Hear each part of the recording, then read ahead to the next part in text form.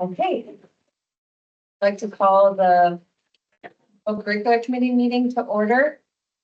Noting that all members of our committee are here along with other members of administration. We just need to approve the agenda. So moved? One note, though, I think is, Yes. sorry, I forgot to make this. Yes, we need on the agenda, the branding accountability is listed at the end.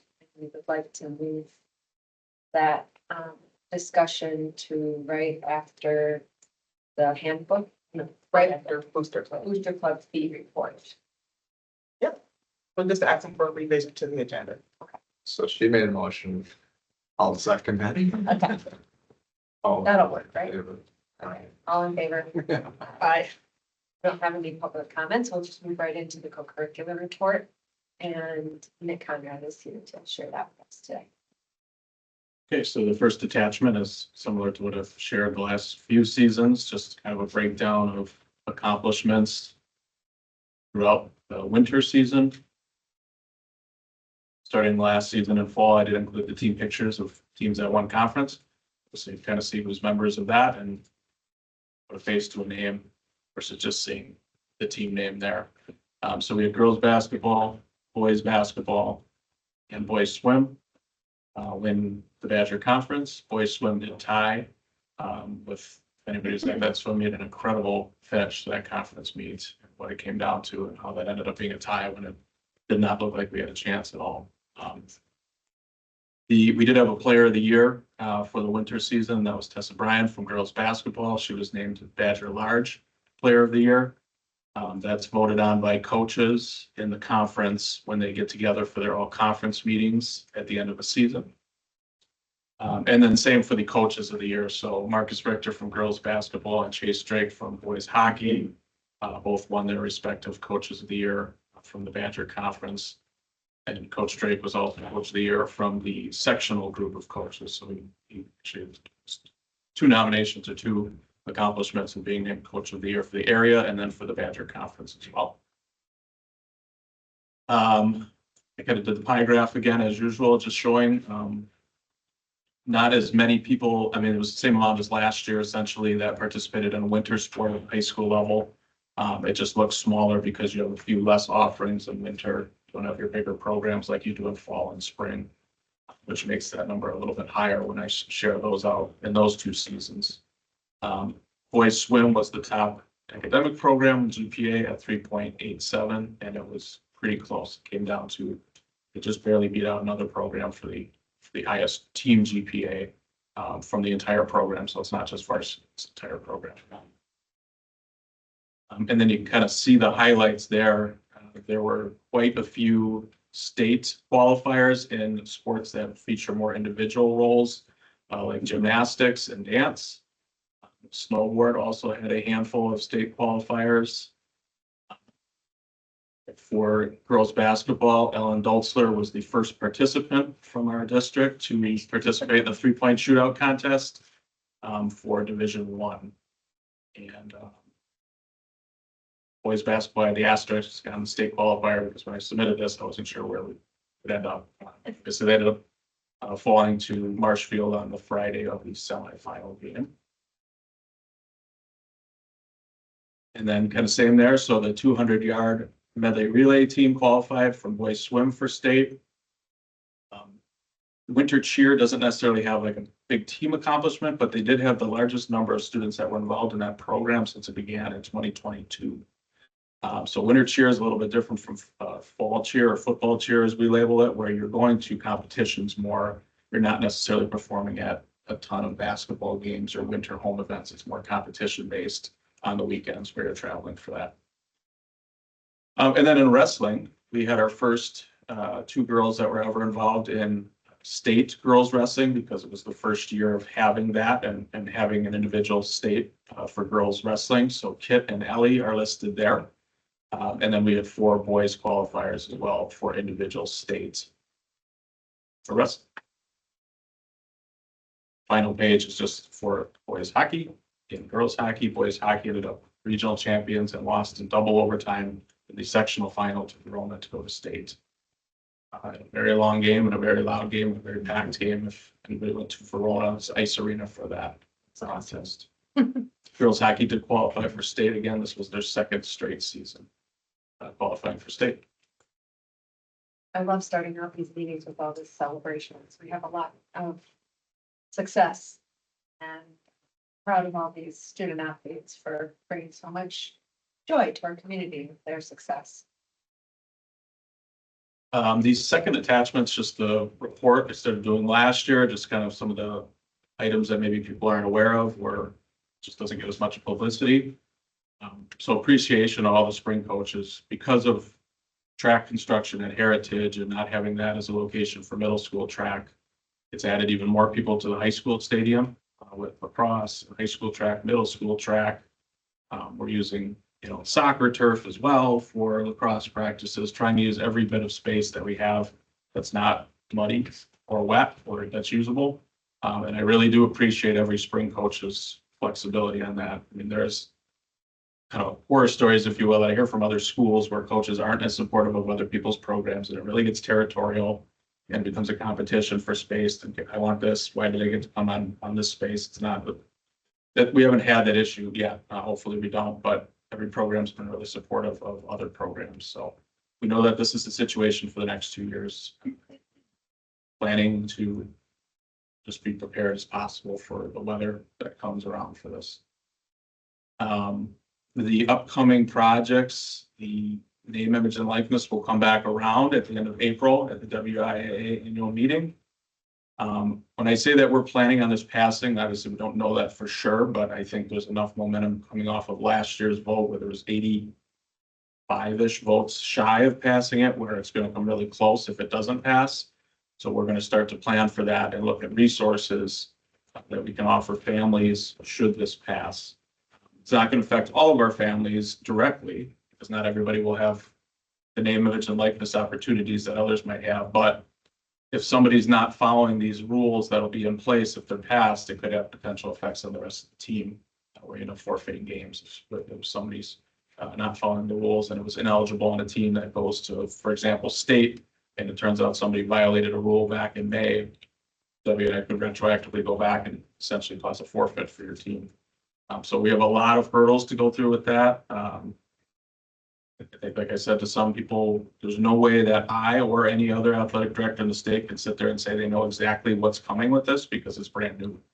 And so there are resources. There's some outside companies that the WIA has had in the meetings leading up to this voting that is going to offer their services, which is more of an educational resource for our families should this pass. So the potential pitfalls, what to avoid, what the rules mean specifically for the WIA and what you can and can't do if you do want to pursue one of these NIL deals. It's kind of the high level view of it is you can't wear anything Waunakee in any sort of advertisement or endorsement. You can't wear our logo, you can't wear our colors. This would strictly be from your club or non-school related activities in athletics. If you want to take your success that you have in those areas, you can end up trying to monetize it and make money off of it as well. Any kind of general questions? I did link the whole, it's not too many slides, but it's what the WIA provided us in terms of what the actual language will look like. Like I said, if this does pass, though, it would go in effect in mid-May, and that's a WIA rule where they enact a rule and it goes into effect at the next bulletin publishing. So you're going to be in the middle of a spring sports season or 3/4 of the way through a spring sports season. And this is potentially going to be on the table affecting us right away. Do I think that families are ready to go right on May 18th, if that's the date that it goes into effect? No, but you're going to see people in the summer when they're playing on their club teams start to look into these opportunities. And it's certainly going to affect us where we would have a handful of people that are going to be affected and probably have these opportunities available to them. So we will get ahead of it with our, not necessarily our code meetings in the summer, but other optional meetings for families to attend that do fall in this category where they're going to have these opportunities available to them. Is it likely that there's accidental violations? I mean, Yeah, for sure. It seemed to be pretty, like that'll be a big thing. And so the stance from the WIA is that those are happening right now, and they do end up allowing you to go back and correct them. but that passing this will take away some of that. So for example, a club team posts a photo of a student who's still in high school, who's not graduated yet, and they're just trying to do a congratulatory post on them going to a certain college, and it turns into a violation because they ended up posting that picture without permission. I'm sure in some long document, the family signed off on allowing social media postings of the student, but those clubs always aren't aware of WI. I mean, there's just so many rules. So you could go on the internet at any point right now, and you could look at any other school, and you're going to find pictures of people that are incidentally posted, and it's technically a violation. So I think that's definitely the worry, that the team is having success, and all of a sudden, boom, here's a picture to render somebody ineligible. I will say in the instances that we've had to deal with that, they've been good at allowing us to go back and correct the mistake and restore eligibility, because there's definitely things that are out of your control in that instance. I'll just say I had an opportunity to attend Nick's Booster Club meeting where he took the first take at sharing this information with our parents. And I thought he did a great job for something that's really, really so new for all of us. And our parents had some really good questions as it relates to, you know, can it be this or not? So kudos to you for doing a good job with trying to get that first message out there in terms of what this will look like, and understanding we learned from, hopefully there won't be too many, you know, incidents or accidents in this space, but certainly we will learn from those as we move forward. Like you said, it's new to it's new, totally new to everybody. So thank you for that. Job well done.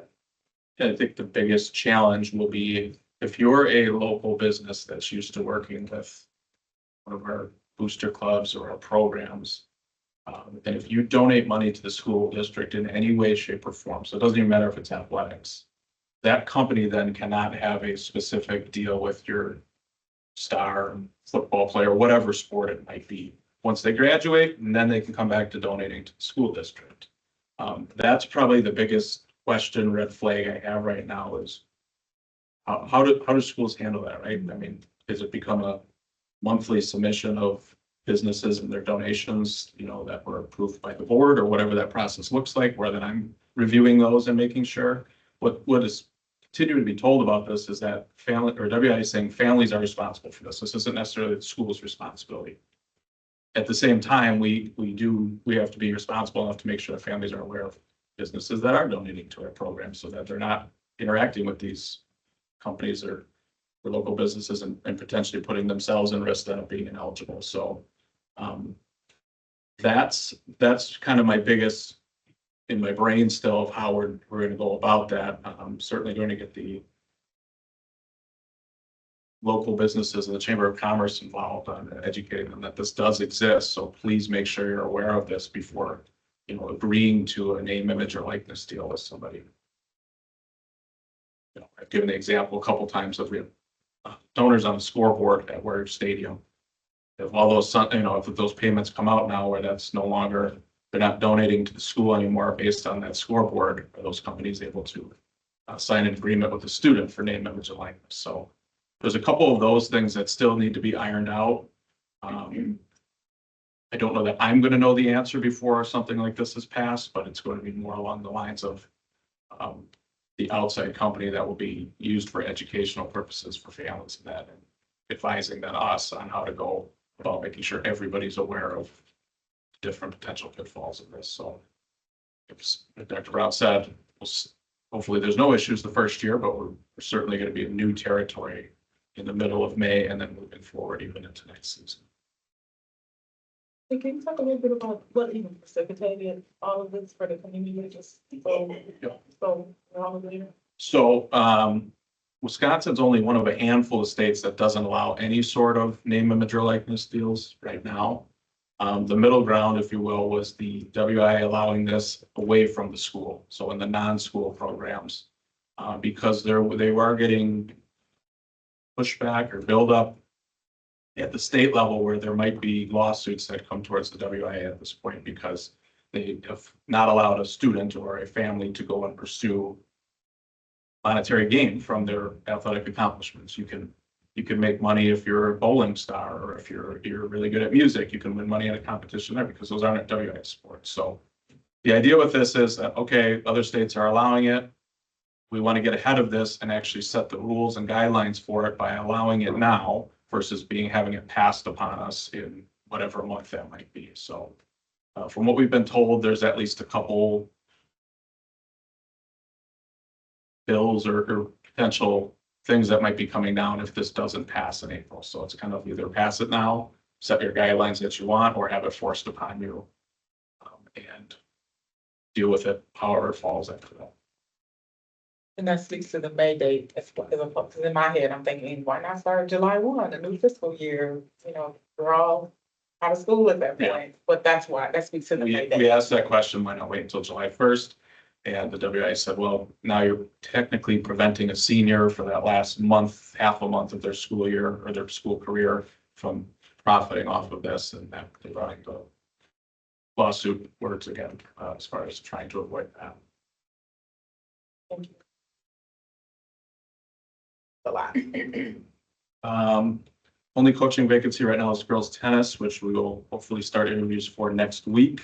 We did fill dance and boys soccer, and then boys tennis, which will come to your table at the April 14th meeting for approval. And then happy to report next year we will start very slowly at first to make sure it works. Offering the ability for concession sales to use card purchases in addition to cash. We do see a lot of times, especially I would say at winter sports, family hands the child a debit card or some sort, and then they want to go to the concession stand and it's cash only, yet we're card only for ticket entry. So the idea would be to still allow cash at the concession stand because we know there's people that fall into that category, still need to be able to use cash. It would integrate with our GoFan, so we're not asking anybody to learn anything new. There's nothing that the customer would have to learn on their end. It would just be those that run the actual concession stands. So we want to avoid doing it at some of the larger events just in case, because we do need reliable internet for that to happen. But be trialing that at some items in fall and then rolling it out completely next year, where you can use a card at our school events for concessions. And then I didn't want to bring it forward because we're pretty full today, but there will be a family guide to Waunakee Athletics. So just kind of the shortened version, not the code, not the handbook, Booster Club handbook, but just kind of a help guide for families to be able to reference on some streaming information, ticketing information, just things that everybody's going to have to go through if they're coming to an athletic event at our school. And so that will come to you at the next co-curricular meeting, assume in June, early June or late May. And then Matt Reinfeld has officially begun as the middle school athletic coordinator. So he's been doing that for about the past month. He attended the first middle school AD meeting with me last month, and I will kind of slowly let him take the reins as we go into track season here. He'll be really good. He's in the middle school. He's also at the intermediate school, but as a teacher in the middle school, so he's able to interact with those students and they know him. He also knows staff members that are there. So it'll be good to have kind of the boots on the ground for those families that are at the middle school to put a face with a name versus kind of where I think people didn't always know where to go when I ran just out of the high school. So we'll still continue to handle all the athletic registration and paperwork for middle school, but he will be the facilitator of those items at the middle school.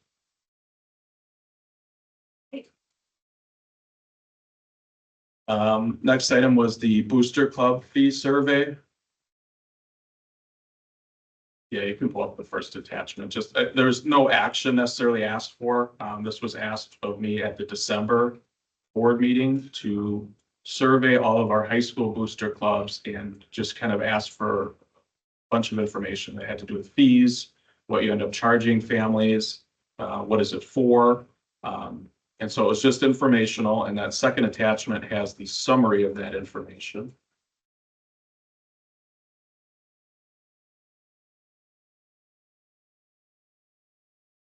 And I mean, I can go through all the bullet points here. I can summarize. You can like me to run down. These were the highlights of the survey. And the moral here is we have booster clubs that are serving very small teams or programs, and then ones that are very large. I know that's not a surprise, but that's why you get a little bit of a variance on what fees are being charged to families. There's definitely some concern from families that if you have multiple students in a program, for example, not all booster clubs have some sort of family maximum that they charge. So, you know, if you're one of the higher end programs, you're potentially looking at $700 if you have 2 kids in the program just for a booster club fee. That doesn't include any sort of equipment or any other items that you might need for the season. That's just strictly going to the booster club. And then on there, you can kind of see what they go towards for those fees. It doesn't vary too much. You're looking at away game food. If there's any sort of coach bus that's purchased, because booster clubs have that option to upgrade to a coach bus, where the athletic department pays the difference of a regular bus. Some families, in addition to that fee, are asked to work in concession stands or sell merchandise, fundraise for or work on sponsors for the golf tournaments. Most clubs, and obviously we have our student financial aid that's referred to, but most do offer some sort of financial assistance for families. And they're getting better at pointing them in the direction of the student assistance fund, if that's the case. That's kind of where that stands. The second page has the common expenses. Uniforms are a big cost. So the school, we have a 4-year rotation for uniforms where we contribute. The athletic department budget contributes 50% of the cost of uniforms. Many programs choose to upgrade uniforms prior to those 4 years, which is why that becomes a little bit higher of a cost. Anybody that's using the turf, either at soccer or Warrior Pitch or Warrior Stadium, they're making turf payments still. So there's some fees built in for that. You can kind of see the trends there. Most are within 150 to 250, minus a few that are on both sides of that extreme. That's kind of where that stands. I don't know if there's what the next steps are now that that information is out there. For anybody in this room necessarily either at this time, but that's kind of the results of that survey. What's up? Families and work that you're putting together. Are you including, or do you have thoughts around including information around about the student assistance fund in that, in your family handbook? Yeah, we would put that in there too. We put it in the code already and it's in the booster club handbook. But it's not gonna hurt to have it in another place.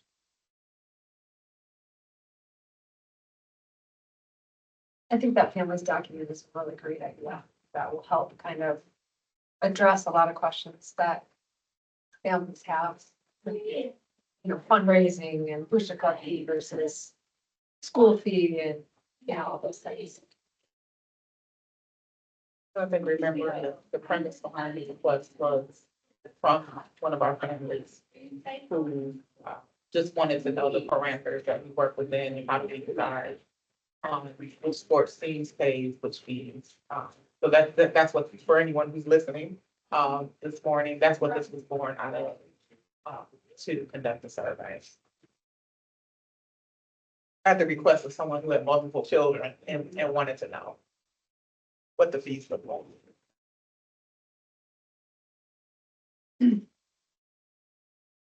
Anybody have any questions about this? Nope. Fee report? So then I think we'll move on to the branding expectations. Correct. So the branding expectations, first, let me start by saying many of the district administrators, as well as school administrators met a couple times to discuss branding and what that looks like in our district. So what we'd like to do is petition the committee this morning to advance to the board full implementation of our branding guidelines. So let me just share this history with you. 4 years ago, the Waunakee Board of Education approved a comprehensive branding process to create a unified and modern identity for the school district. This process was initiated through the expertise of Nathan Chow Foundry incorporating extensive input from students, staff, and the community. After a year-long engagement and approval on May 10th, 2021, the district planned to implement the new visual brand during the 22-23 school year. However, full implementation has yet to occur. Now we are seeking board approval to move forward with the district-wide rollout of the approved brand. We believe it is critical that we implement this branding initiative without further delay for the following reasons. For number one, consistency and cohesion. A strong unified brand ensures that all schools, programs, and communication materials reflect a consistent identity. This fosters community pride, enhances district recognition, and eliminates outdated or inconsistent visuals that may cause confusion. Number two, community and stakeholder investment. The branding process was a collaborative effort involving students, staff, and community members. Their time, ideas, and feedback shaped the final design. Delaying implementation would diminish the value of their contributions and undermines the commitment made to honor their input. Number three, provides us with an opportunity to have a competitive advantage. In an era where school choice is becoming increasingly relevant, a strong and recognizable brand enhances the district's ability to attract and retain families, staff, and students.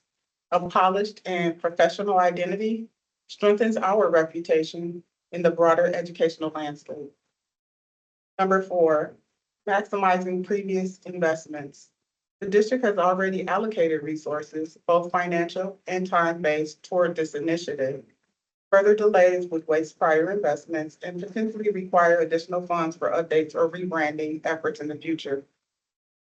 Implementing the approved branding, we are seeking this to be effective July 1, 2025, ensure that our original investment is fully realized. With the board's approval, we can move forward, or with this committee's approval, we can move forward to the board with a district-wide rollout of this carefully developed and community-supported brand, reinforcing Waunakee's strong reputation and our extreme commitment to excellence. And so I'll turn it over to Annie and Nick to talk about the branding. Anything that you'd like to add to this, please feel free to do so. I do know that Nick has included information in the Booster Club handbook already to move this forward, as well as the coaches handbook. So the branding guidelines are there. Then we'll work with Brian to include the information in our employee handbook moving forward, as we will have that ready for the 25-26 school year as well. And if there are any questions, we will be more than happy to answer.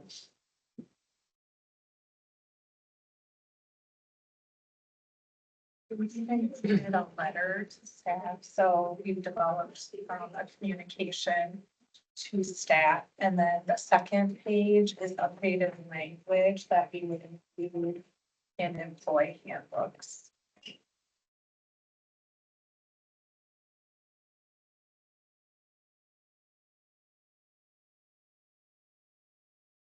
Any questions? Questions? And just so everyone is aware, we did have a conversation about our teams that have fewer participants. And so we work with Steve and Allie in the budget office to set dollars aside in the event that smaller teams with fewer students might need support in crossing that hurdle, that we'd be more than willing to help them in that space. Do we need to take action on this or? We're asking for the committee to vote to move it to the Okay, board. so we need to take. Yeah, we did that. I make a motion that we take this recommendation to the full board. Second? Favor? Aye. Okay, thank you. Then the third page does have the actual guide language, I guess you will, that it is in the coach's handbook for approval today. Obviously, you can choose to move that to the full board, how you will, but just for full transparency, this is in the coach's handbook for approval here later in the agenda as well.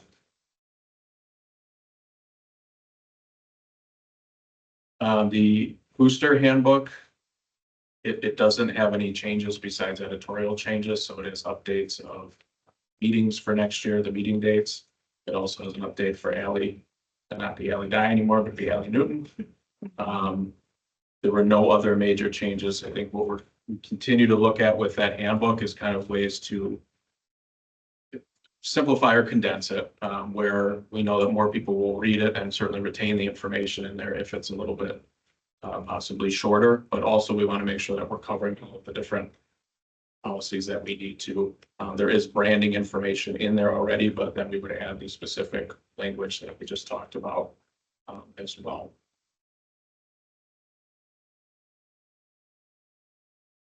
So there's no significant changes on anything. None in the Booster Club handbook besides Okay. this editorial updates. So we need, I don't take action on approving this. To the full board. Okay.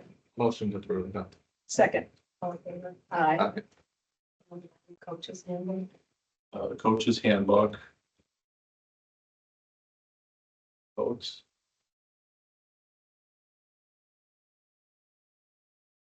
At first glance, you might see a lot of language struck out. It was just, and Betsy Zadra and I looked at this together, so we did ask for some coaches' input going through this. There was just a lot of redundancy, so that's where you see a lot of some of the crossing out, where it was already being talked about in the Booster Club handbook because it applied to boosters and not coaches.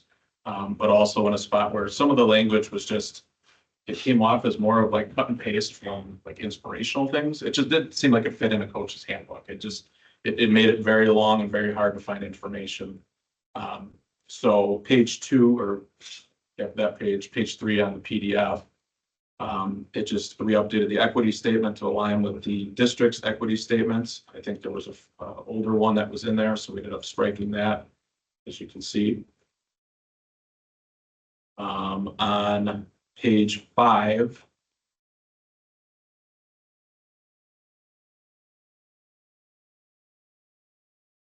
Up one. It says coach statements, got ahead of it and put the no contact is permitted at the bottom there. That's assuming that passes as well in April. So coaches have the WI, in order to allow more contact and the optional contact in the summer, wanted to put in a dead week. And so it was selected as July 1st through 6th every single year, where there would be no team-related activities for high school programs during that time. So you wouldn't necessarily have like a camp or a tournament or something during that week anymore. And that survey was conducted by an ad hoc committee from the WIA. They surveyed families, coaches, and students. And kind of this was the middle ground.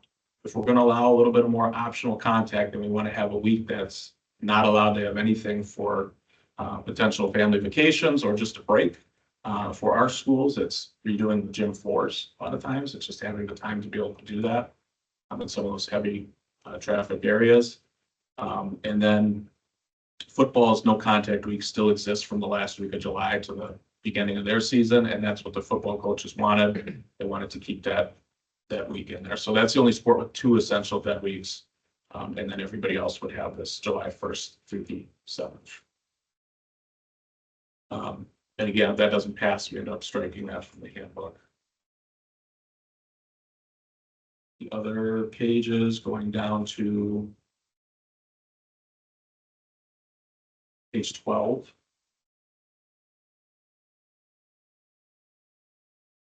Sorry, page 11. Just corrected the language about physicals in there. That was some of that old language that had existed on the website and in the handbook, where it assumed that somebody got a new physical their freshman and junior year. But it didn't take into account if I was a sophomore and I came as a new student, I got a physical. That wouldn't apply to anybody. So it was confusing a lot of families. They needed to turn in. And a lot of questions come registration time. So it just simplifies it. It simply says a physical is valid for 2 years whenever you get it. It's just, we even had like the old physical cards still in our office, or tan cards, we called them, with dates on there. It said if you're a freshman or sophomore and supposed to do it, bring this home. And a parent would be like, wait a minute, I just got your physical last year. Why do I need to get another one? So just trying to clean some of that up. That's the only change on that page. Page 12. I'll start with the volunteer coaches. So if there's any questions on this, we don't issue volunteer coaches a key card or a key. When it says volunteer coaches under no circumstances are allowed to be alone with students, that's essentially running an entire practice on them. We know that staffs have volunteers on their staff. So for example, let's just take volleyball. If I have a volleyball assistant that wants to go in this corner and run a drill with my students with the head coach there, they can still do that. That's not excluding them from that. It's saying, well, I can't make practice today. Can this volunteer coach completely run it? We don't permit that, and I don't know if there's a district policy that is more strict on volunteer coaches, but we require, volunteer coaches are not required to be AED, CPR, first aid certified. So that's a lot of the reason why that rule exists, where somebody's not just running a practice, that's a volunteer. We still background check all volunteers and paid coaches, but this is just more for a head coach not to just essentially disappear and let a volunteer run it the entire time. Let Ryan speak. The only thing I would add to that is that there is a particular policy, and I can't think of the number right now. We had the board actually take action on that last school year, or maybe it was this school year earlier, which makes an exception for a board member or a school employee who's serving as a volunteer, that they could be enrolled and supervise students without a paid coach there. Because we ran into that where we have had either employees who otherwise, are within their job, are supervising kids by themselves, or board members who have served as assistant coaches as a volunteer, and they cannot be paid by a school district for any duty besides being a school board member. So the board did take action and approve that carve out for them to be able to supervise kids. I would add that then to item M on my end. The language about an exception for board. I'll find the number. I still remember off the top of my head. Just That going, wouldn't necessarily address whether they had the training that you mentioned. Prior to that. Yes, we probably would want to maybe delineate that they have to do that. We also want to think about how these volunteer coaches along with the branding. Probably make it clear. one other item under that, on page 12. I did just pull over, we already have this in policy, the cutting or roster selection. I just wanted to put it in the coach's handbook. So it was a little bit more visible along with the player ratio. They get asked that question a lot from coaches too. How many coaches are they allowed to have? It's based off of that ratio chart that exists. But just kind of, so it's there for a reminder for everyone.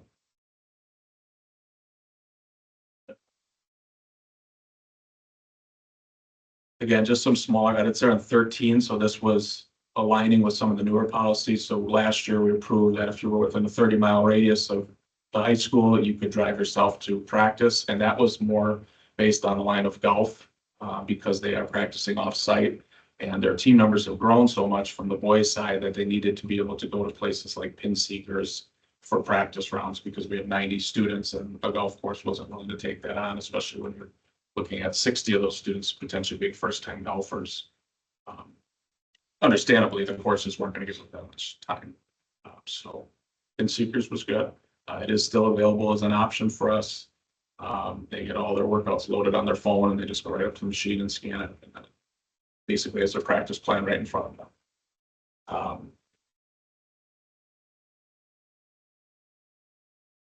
Besides updating the Warrior Media social media, just kind of again some editorial updates.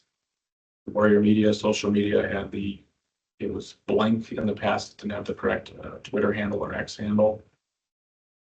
And that was updated towards the end of it. At the end, and then page 26 had the branding language that we just talked about previously. It's loading, it's just a little bit slow. So we're just needing, there's aren't any questions, and motion to approve the coaches handbook to move it forward. Motion to approve, coach's handbook. Second, in favor? Aye. And we'll discuss future meetings at our next meeting. Correct. And then, Motion to adjourn. Second. in favor? Aye. It's all right. It's all right. Thanks, Lee. I can't have all the last.